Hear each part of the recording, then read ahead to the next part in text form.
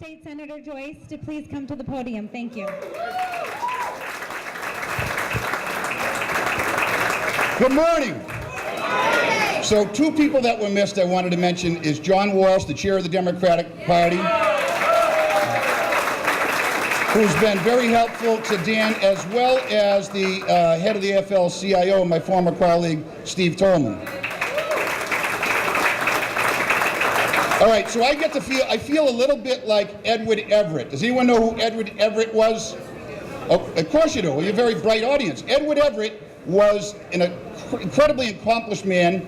He was the president of Harvard University, was a U.S. senator, congressman, a diplomat, an ambassador. Obviously, I had nothing in common with him in that respect. But he also was the keynote speaker at Gettysburg. He was the guy that had to precede Abraham Lincoln. That's kind of the way I always feel when I have to precede Deval Patrick. That being said, and I remember the governor, you would quote his mother and say, "Look at you now." And the governor would tell his story. And our U.S. senator told his story.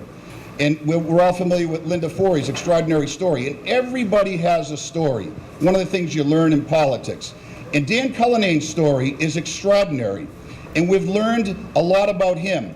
We've learned of the values that we all collectively share as Democrats and how he learned those values from his parents, who are probably now looking at their son with all these distinguished folks and saying, "Look at you now." So could Dan's parents stand and take a bow?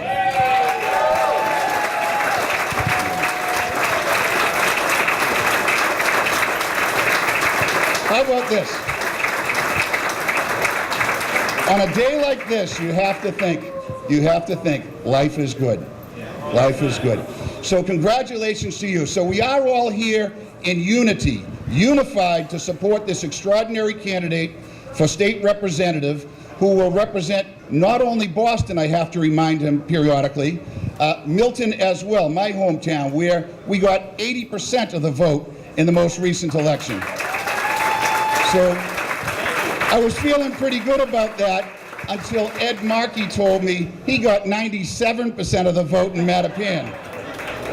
So in any event, we're all delighted to support Dan, and you know, he stands on the shoulders of giants. You know, I want to mention, when I came in, I had the opportunity to work with Tom Finneran, who was a state representative for this district.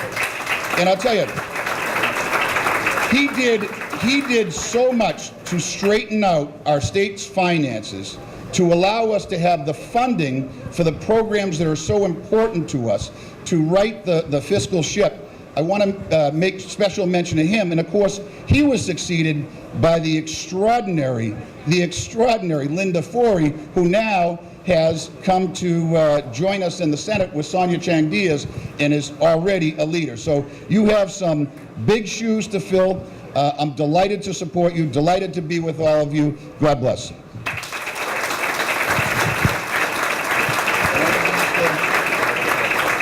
All right, speaking of giants, my God, everybody's waiting with bated breath to see what she does.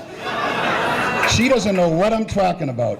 So I have the pleasure of introducing, by the way, there's a particular matter that's very important to me.